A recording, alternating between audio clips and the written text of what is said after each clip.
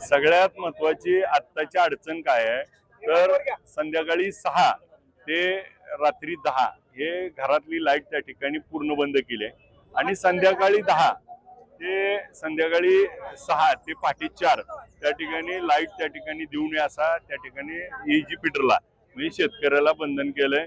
तर आमची या निमित्तानं मागणी अशी होती तर ठीक आहे तुम्ही 6 ते 10 शेतीला लाईट देणार नाही नदीच्या मोटराला तर पहाटे 4 ते त्या ठिकाणी संध्याकाळी 6 या 14 तासामध्ये 7-7 तासाचं शेड्यूल करून आम्हाला लाईट दिली पाहिजे ही एक मागणी होती। नदीकाठच्या शेतकऱ्याला 2च तास लाईट द्यावी असे जिल्हाधिकाऱ्यांचे पत्र आहे, जिल्हाधिकाऱ्यांचे आदेश आहेत। तर जिल्हाधिकाऱ्यांना बोललोय, तहसीलदार साहेबांबरोबर आता निवेदन पोहोचवलंय। आज नदी पात्रामध्ये पाणी आहे तर ते उभी पिकं जळायला लागले तर ते 2 तासात आमची जनावरं आमची पिकं त्या ठिकाणी जगणार नाहीत। तर नदीला देखील 7 तास लाईट दिली पाहिजे आणि जे सिंगल फेज मध्ये 25 अँपियरच्या नावाखाली ट्रिप केलं जातं आणि 25 अँपियर नंतर घरातली लाईट दिली जात नाही आणि मग त्यामुळं त्याला त्या ठिकाणी 25 अँपियरचा 50 अँपियर केलं पाहिजे आणि घरात लाईट दिली पाहिजे। आज उकाड्याचे दिवस आहेत, घरामध्ये लहान लेकरं असतील, माता भगिनी असतील, शाळा चालू झाल्या, अभ्यासाचा विषय असेल, याच्यासाठी लाईट त्या ठिकाणी संध्याकाळची ही पूर्ण क्षमतेने दिली पाहिजे। शहरात मात्र 24 तास लाईट आहे आणि ग्रामीण मात्र भागामध्ये संध्याकाळी 6 ते पहाटे 4 पर्यंत लाईट दिली जात नाही। याच्यामुळं हे ग्रामीण आणि शहरीवर होणारा अन्याय याच्या संदर्भात मध्ये आम्ही त्या ठिकाणी आज मोर्चा घेऊन आलो होतो आणि त्या ठिकाणी निवेदन दिले। हे आंदोलन चूक कोणाची, प्रशासनाची चूक आहे, सरकारची चूक आहे? प्रशासनाची पण आहे आणि सरकारची पण आहे। सातत्याने शेतकरी हे आंदोलन करतायत, नंतर अधिकाऱ्यांशी भेटतायत, परंतु कुठल्याही ठोस पाऊल उचलले जात नाहीत किंवा त्यावर निर्णय घेतला तर तुम्ही काय ठोस पाऊल उचलणार आहात? नाही, आम्ही त्यांनी निर्णय ठोस घेतला पाहिजे म्हणून आज आम्ही अल्टिमेट दिलाय की मंगळवार पर्यंत जर हा प्रश्न मार्गी लागला नाही तर बुधवारी सगळ्या सबस्टेशन मध्ये आणि पंढरपूरच्या ऑफिस मध्ये त्या ठिकाणी शेतकरी आमची लोक जातील आणि त्या ठिकाणी कुलप लावतील। जोपर्यंत लाईट चालू होणार तोपर्यंत उठणार नाहीत।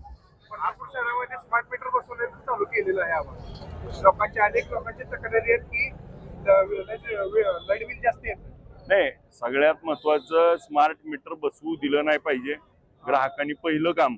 आणि स्मार्ट मीटर बसवल्यानंतर एकदा त्या ठिकाणी त्यांच्या हातात जातंय, ते आपल्या हातात राहत नाही। परंतु आपण स्मार्ट मीटरला विरोध केला पाहिजे आणि तो विरोध आपण करत नाही। आणि जेव्हा बसवल्यानंतर आता त्याच्यामध्ये आपल्याकडे जर लाईट बिल जास्त येत असेल असं काही तक्रारी असतील तर त्याच्यामध्ये स्पेसिफिक जर तशी माहिती दिली तर उद्याच्या विधानसभेमध्ये अधिवेशनामध्ये याच्यावर सगळ्यावर त्या ठिकाणी आवाज उचलू। त्याच्यावर स्पेसिफिक अशा काही 5-25 शेतकरी त्या ग्राहकाची तक्रार की बाबा पूर्वी मला लाईट बिल एवढं येत होतं, आता मला लाईट बिल एवढं येतंय, तर तशा स्पेसिफिक तक्रारीवरती विधानसभेमध्ये आवाज उचलू। नाही, बळजबरीने त्यालाच आपला विरोध केला पाहिजे। आपला लोकशाहीने घटनेने दिलेला अधिकार आहे, तो अधिकारावर कुणालाही कधी आणता येणार नाही। खरं तर तुम्ही शेतकऱ्याशी लढताय म्हणून तुमचं सर्वत्र कौतुक होतंय। आजचा मोर्चा असेल, रोहित पवारांचं आंदोलन असेल, पण नाण्याची दुसरी बाजू बघता तुम्ही भारतीय जनता पार्टीच्या अनेक कार्यक्रमाला किंवा मिटिंगला उपस्थित असल्याचे चित्र बघायला मिळते। नेमकं आव्हानचं चाललंय काय? नाही, मुळामध्ये एक गोष्ट पक्की केली पाहिजे, आपण कोण कुठल्या पक्षाला कशासाठी जातं हे महत्वाचं नाही। महत्वाचं हे आहे की शेतकऱ्यासाठी कोण काय करतं आणि शेतकरी आंदोलन शेतकऱ्याच्या प्रश्नावरती जोपर्यंत आपण आवाज उचलणार नाही, सामान्य लोकांना काय वाटतंय हे लोकप्रतिनिधीचं काम आहे की प्रशासनापर्यंत शासनापर्यंत पोहोचवणं। आज प्रशासनापर्यंत पोहोचवलंय, उद्या 22 तारखेला अधिवेशनामध्ये शासनापर्यंत पोहोचवणार। आणि मूळ मुद्दा काय आहे, कुठल्याही बैठकीला गेल्यामुळं आमचा शेतकऱ्याचा लढा कधीही थांबणार नाही।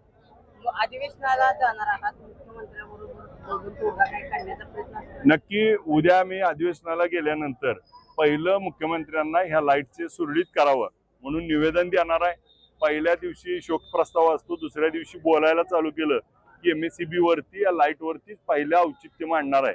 आज सरकारला त्या ठिकाणी हे सांगून आम्हाला जी उभी पीक आहेत ती जगली पाहिजे या संदर्भात आमची भूमिका आहे। जी उभी पीक आहेत ती जळाल्यानंतर या लाईटचा पण उपयोग नाही आणि पाण्याचा पण उपयोग नाही। आज नदीपात्रात पाणी आहे आणि ते नदीपात्रातलं पाणी शेतकऱ्यासाठी आहे।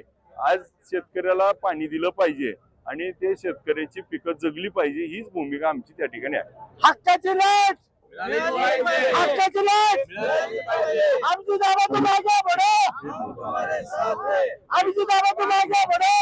त्यांचा प्रश्न आहे।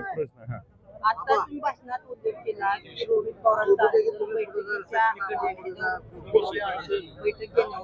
रोहित पवारांना आणि शेतकऱ्यांना कुठेतरी फसवलं गेले का सर? आपण जर बघितलं असेल त्या दिवशीच्या याच्यामध्ये उपोषण सोडताना मी त्या दिवशी नव्हतो, परंतु आपल्या माध्यमात 2 मिनिटं आपण बघितलं तर ते काय होतं, तर त्या ठिकाणी मंगळवारी बैठक घेण्याचं आश्वासन दिलं होतं, पण मंगळवारी बैठक झाली का ह्याचा शोध देखील पत्रकार महोदयांनी घेतला पाहिजे की जाहीररित्या जे एखादं आश्वासन दिलं जातं आणि एखादं उपोषण शेतकऱ्याच्या विषयी माघारी घेतल्यानंतर ह्याच्यावर मात्र पत्रकार महोदयांनी शोध घेतलाय का की मंगळवारी या विषयावर बैठक झाली का आणि याच्यावर पुढे काय झालं.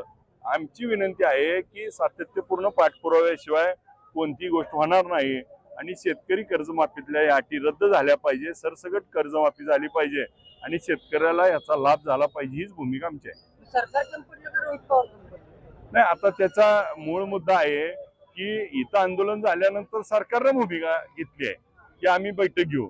आता जबाबदारी कोणाची आहे? सरकारची आहे आणि सरकारनं केलं पाहिजे. सरकारने दिलेलं आश्वासन महाराष्ट्रापुढे आहे ते पाळलं पाहिजे. विधान परिषदेचं मतदान पार पडले, वसंत नानाला तुम्ही विरोध केला होता. किती मतं पडतील वसंत नाना? नाही, नक्की चांगल्या मतानं राजाभाऊ राऊत साहेब निवडून येतील असा विश्वास त्या ठिकाणी वाटतो सगळ्यांना. वसंत नाना किती आकडा गाठतील? नाही, त्यांचं काय मला फोन नाही, गाठ नाही, भेट नाही, त्यामुळे मला माहितच नाही ना काय त्यांचं चाललंय. तुम्हाला तुमचंच पक्ष जे होते नाही, त्याच्यावर भूमिका अनेक वेळा मांडली, का झालं, कसं झालं. मूळ मुद्दा आहे की या प्रत्येक भूमिका ही त्या परिस्थितीनुसार घेतलेली असती. ती परिस्थिती महत्वाची आहे. आज सगळ्यात महत्वाचा गंभीर प्रश्न आहे, 2 तास लाईट त्या ठिकाणी शेतकऱ्याला नदीकाठला केली आहे आणि आमचा शेतकऱ्याला लाईट नाही, लोड शेडिंगमुळे शेतकरी व्यतीत आहे. त्या प्रश्नाला महत्व दिलं पाहिजे. राजकारणाच्या पलीकडे जाऊन आपण पत्रकार महोदयांनी देखील त्याला महत्व द्यावं अशी विनंती करू.